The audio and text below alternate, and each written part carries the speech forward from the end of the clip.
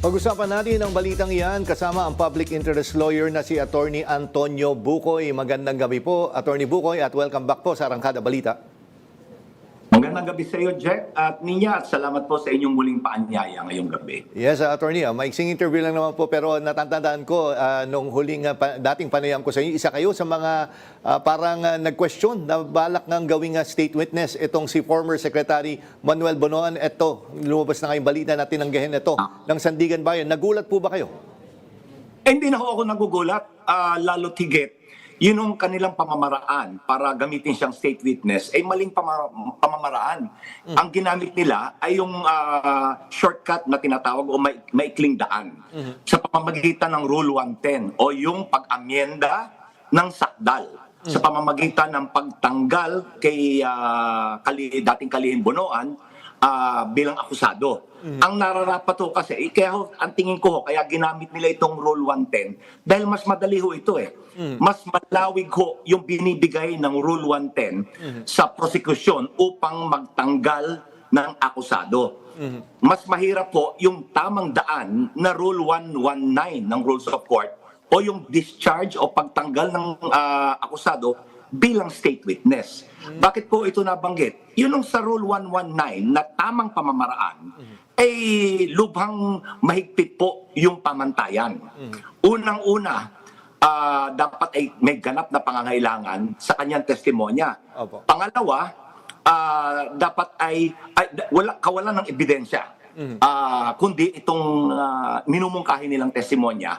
Pangatlo, na ito ay kayang mapatunayan o makorroborate sa mga material na puntos at dapat hindi siya ang pinaka may sala.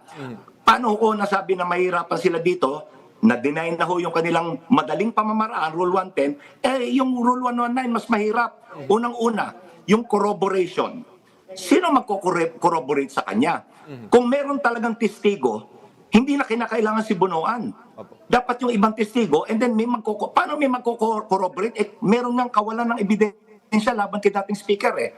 Pangalawa, at mas mahalaga, hindi ho siya ang tila pinakawalang sala. Siya ang pinaka may sala na lumalabas eh. Sapagkat siya yung arkitekto ng budget ng Public Works, siya nasa puno, siya ang nasa gitna, siya yung namahala ng pondo, at siya rin yung nagpalabas ng pera. So siya yung pinaka may sala. Ngayon, with the denial ng kanilang pag-amyenda, mas hindi ho siya uubra under Rule 119. Opo, kumbaga follow-up na tanong at huling tanong lang po sa attorney. Paano ito makaka-apekto ngayong kung matatandaan rin natin na plano rin siyang gawing state witness laban kay late Representative Martin Romualdez, so hindi na rin ito matutuloy? Mahihirapan ho lalo, lubos na walang katuturan itong gagawin sa kanya, yung minumungkahi ng ombudsman. Sapagkat kung inyong gugunitain, laban kay Senador Jinggoy, may mga inilahad na silang ebidensya mulat sa pool. May mga nagturo na ibang testigo. Samantalang dito ho kay dating Speaker Martin, kaya nila minumungkahi ngayon na gamiting state witness si dating Kalihim na Bonoan dahil nga sa kawalan ng ebidensya mula nung unat sa pool.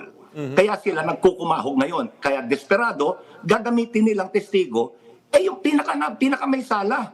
So, gaya nabanggit ko, wala ho kahit na ano pa akong nakikitang ebidensya, kundi itong minumungkahi nila ngayon na testimonya, na minumungkahing testimonya ni dating Sekretaryo Bonoan. Okay, nako, attorney, actually marami pa sana akong itatanong sa iyo, pero sige, baka sana available pa kayo sa mga susunod na araw. Again, maraming salamat, Attorney Bucoy. Magandang gabi po at mag-ingat po kayo.